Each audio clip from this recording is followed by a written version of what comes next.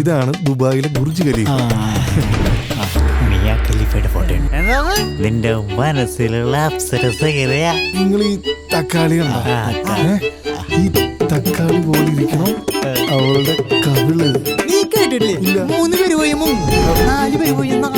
അല്ല മോനെ, ഇഷ്ടായ നമ്മുടെ അളിയനില്ലേ, ലോക പിശുക്കന.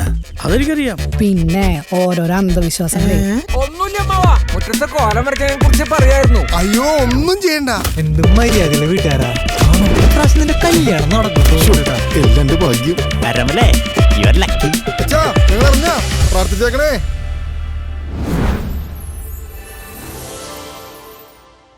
എടാ ആരോമലേ, നീ വീട്ടുകാര് പറഞ്ഞ പെണ്ണിനെ നോക്കാണ്ട് സ്വന്തമായിട്ടൊരു പെണ്ണിനെ പ്രേമിച്ചിരുന്നെങ്കിൽ എന്നേ നടന്ന എന്റെ കല്യാണം.